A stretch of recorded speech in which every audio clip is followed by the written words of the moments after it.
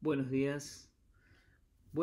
Estudiantes, vamos a continuar con otro de los temas de nuestro programa, se titula Sistema nervioso.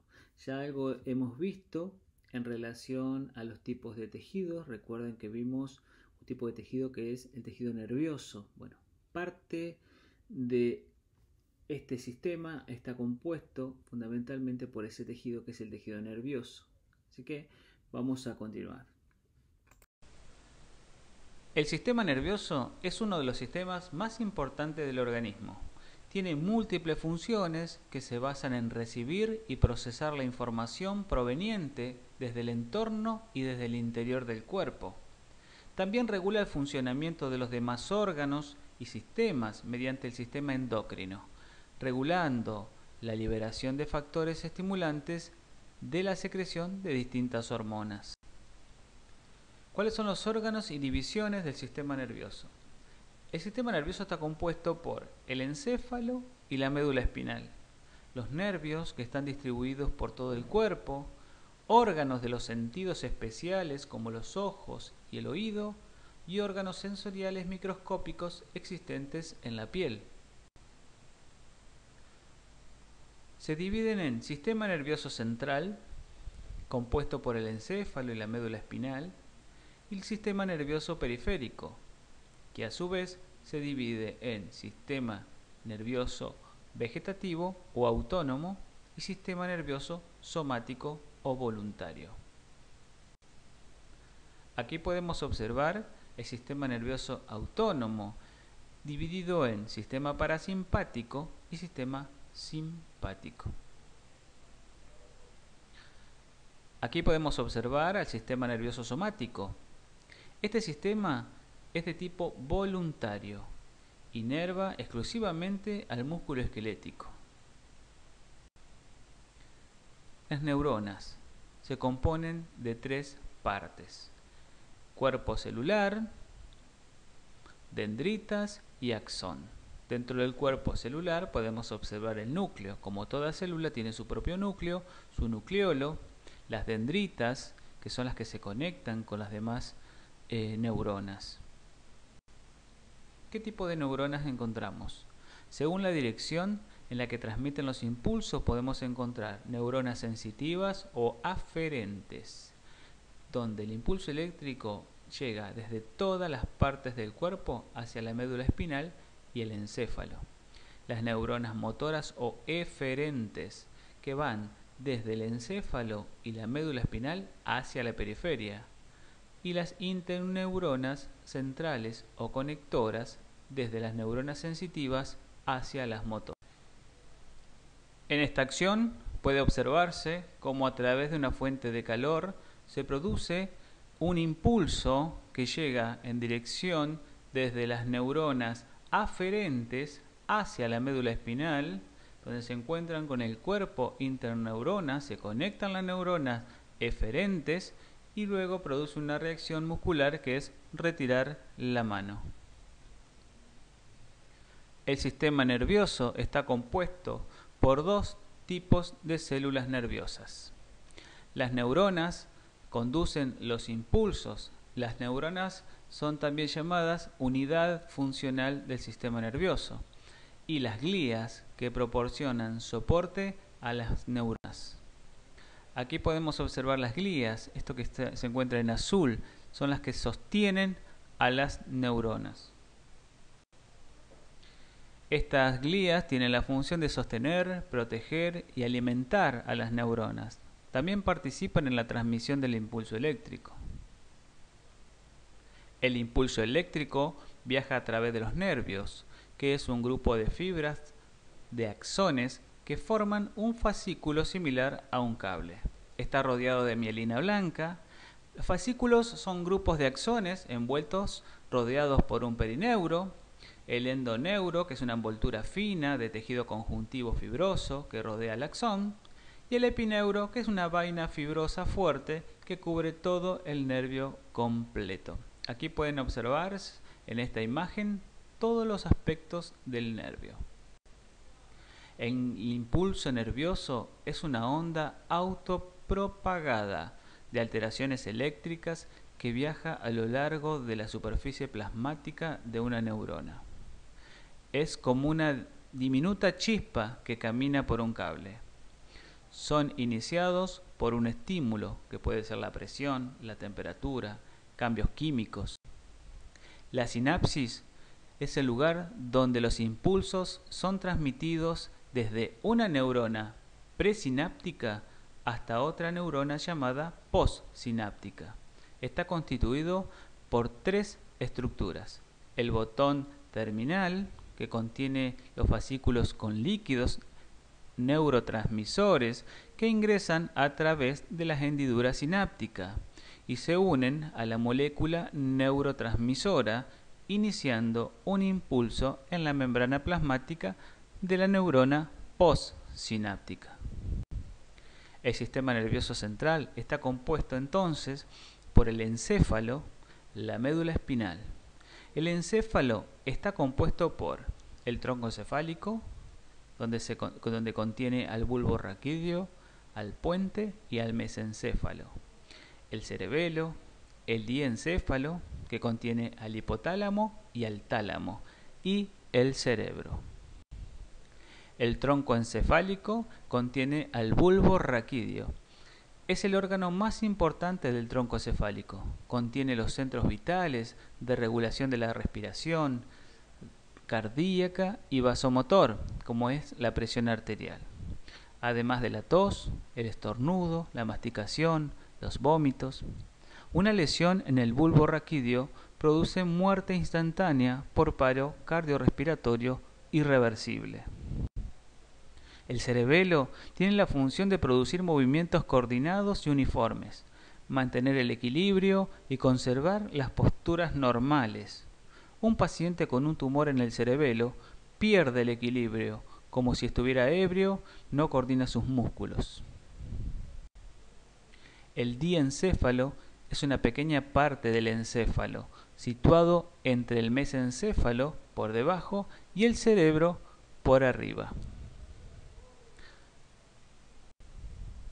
El diencéfalo está formado por 3 estructuras: el hipotálamo, el tálamo y la glándula pineal. Aquí podemos observar en donde se encuentra el hipotálamo, la glándula pineal en rojo y la pituitaria, ubicado en la silla turca. El diencéfalo, que contiene al hipotálamo, que está situado debajo del tálamo, contribuye a controlar el latido cardíaco, la constricción y dilatación de los vasos sanguíneos y las contracciones del estómago y el intestino. Controla el volumen de orina excretada, fundamental para el equilibrio hídrico. Controla la temperatura corporal, ciclos de sueño, apetito, emociones como placer, miedo, ira y excitación sexual y dolor. El tálamo está situado por encima del hipotálamo. Ayuda a transmitir las sensaciones. Asocia las sensaciones con las emociones, agradables o desagradables. Participa en el mecanismo de alerta o despertar. El diencéfalo, con la glándula pineal, recibe información sensitiva sobre la intensidad de la luz apreciada por los ojos. Segrega melatonina, hormona del tiempo. Ayuda a mantener el reloj biológico sincronizado con los ciclos diarios. El cerebro es la parte más grande y alta del encéfalo. Su superficie externa presenta crestas, circuncisiones y depresiones, surcos. Los más profundos se denominan cisuras. Aquí podemos observar las circuncisiones del cerebro. La cisura longitudinal divide al cerebro en un hemisferio izquierdo y otro derecho. Estos hemisferios están separados salvo en la parte media e inferior, unidos por el cuerpo calloso. Cada hemisferio se divide en 4 lóbulos, cuyos nombres dependen del hueso situado sobre ellos, como frontal, parietal, temporal y occipital. Aquí podemos ver esta imagen claramente, los 4 lóbulos y el cerebelo en rojo. El cerebro también tiene una superficie que está compuesta por una capa fina de sustancia gris llamada corteza cerebral, constituida por dendritas y cuerpos celulares de neuronas. La sustancia blanca, formada por fascículos de fibras nerviosas o tractos, componen la mayor parte del interior del cerebro. El cerebro tiene distintas áreas del cerebro, se relacionan con sus funciones específicas. Aquí pueden observar las funciones de cada área del cerebro. La médula espinal posee una longitud media de 45 centímetros y está situada en la columna vertebral dentro de la cavidad espinal. Se extiende desde el hueso occipital hasta el final de la primera vértebra lumbar. ¿Qué función cumple la médula espinal? Su función principal consiste en convertir los impulsos sensitivos entrantes en impulsos motores salientes, lo que permite que ocurra el acto reflejo, los reflejos medulares. El reflejo de retirada, por ejemplo, cuando se retira la mano de una superficie caliente, tendinoso, como por ejemplo el rotuliano.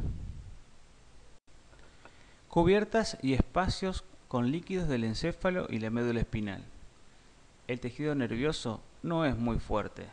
Incluso la presión moderada podría matarlo, por lo tanto está protegido por membranas llenas de líquidos llamadas meninges. Tenemos 3 capas de meninges.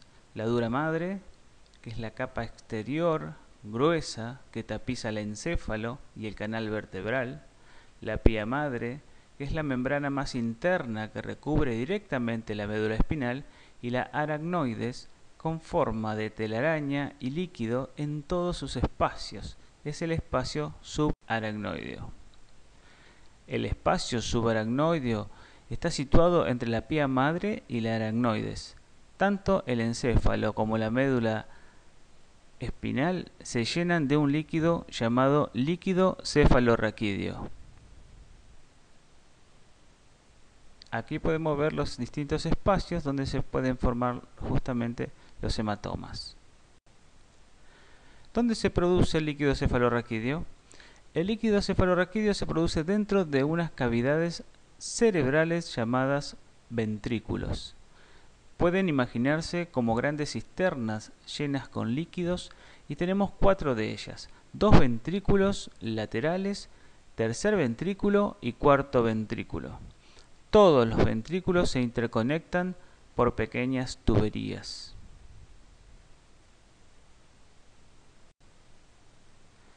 El líquido cefalorraquídeo es un líquido circulante del cuerpo humano.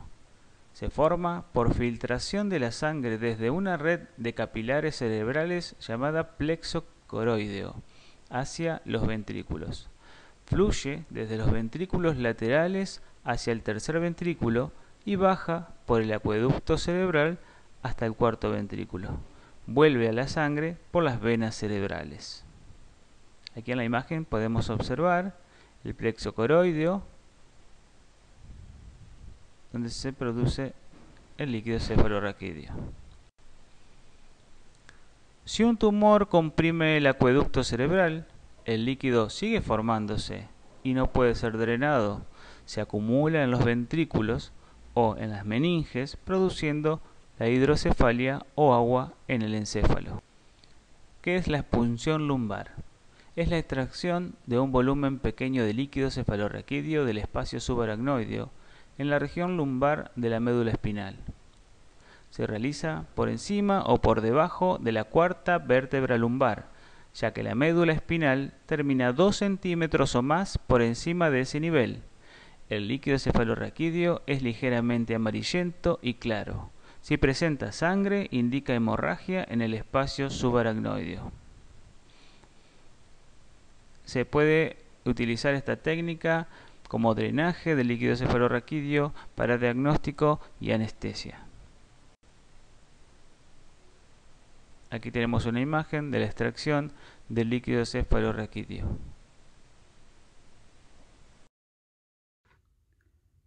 Los nervios que conectan el encéfalo y la médula espinal con otros lugares del cuerpo constituyen el sistema nervioso periférico. Aquellos lugares pueden ser la superficie cutánea y los músculos esqueléticos.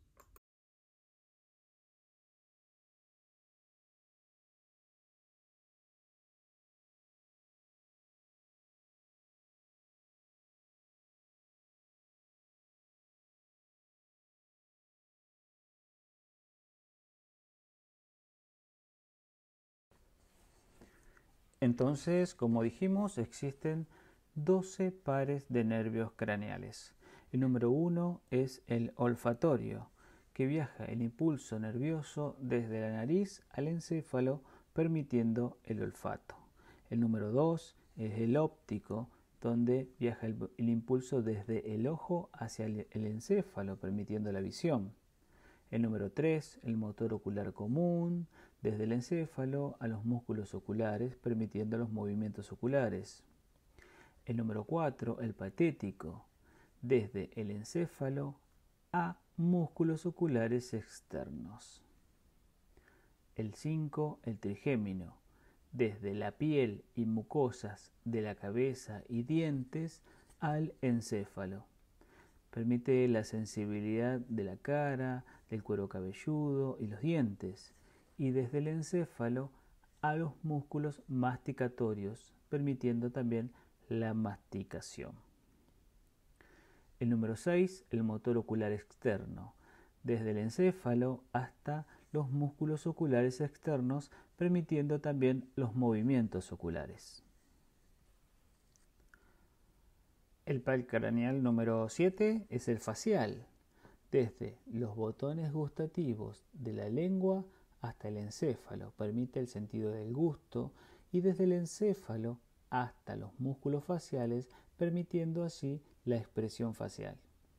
El número 8 es el vestíbulo coclear, desde el oído hasta el encéfalo, permitiendo la audición y el equilibrio. El par craneal número 9 es el glosofaringeo, desde la faringe y botones gustativos de la lengua hasta el encéfalo. Permite la sensibilidad de la lengua y el gusto, desde el encéfalo hasta los músculos faringeos y glándulas salivales, deglución y secreción salival. El número 11, el espinal, que va desde el encéfalo hasta ciertos músculos del hombro y el cuello, permitiendo los movimientos de los hombros y giros de la cabeza. Y el número 12 es el hipogloso, desde el encéfalo hasta los músculos de la lengua, movimientos de la lengua.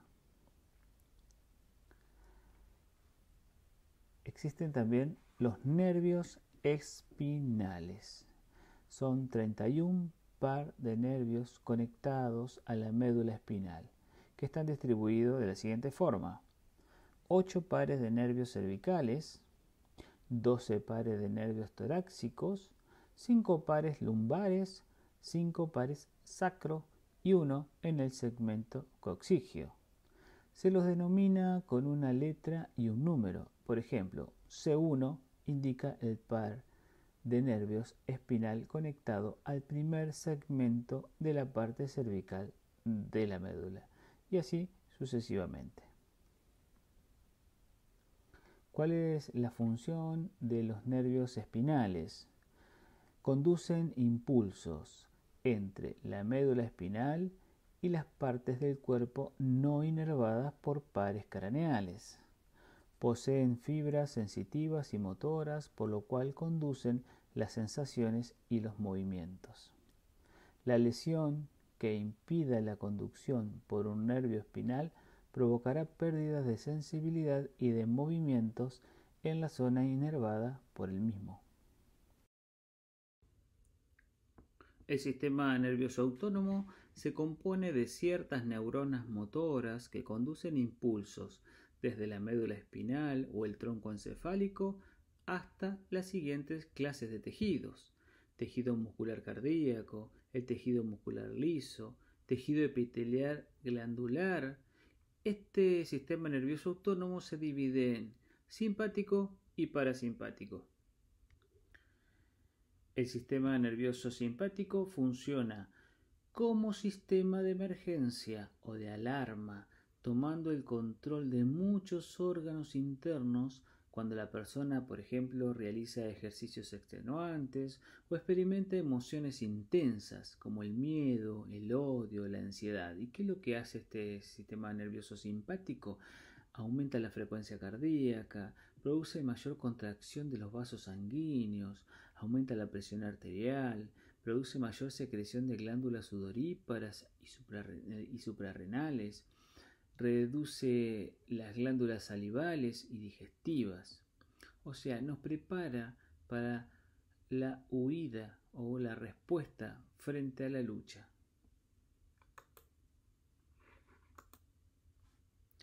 El sistema nervioso parasimpático es lo contrario. Justamente controla muchos efectores viscerales en condiciones normales. Tiende a enlentecer los latidos cardíacos, aumenta el peristaltismo, incrementa la secreción de jugos digestivos e insulina. O sea, es el contrapeso de la función simpática. Bueno, hasta acá hemos dado un breve resumen del sistema nervioso y bueno, esperemos que les haya gustado. Muchas gracias.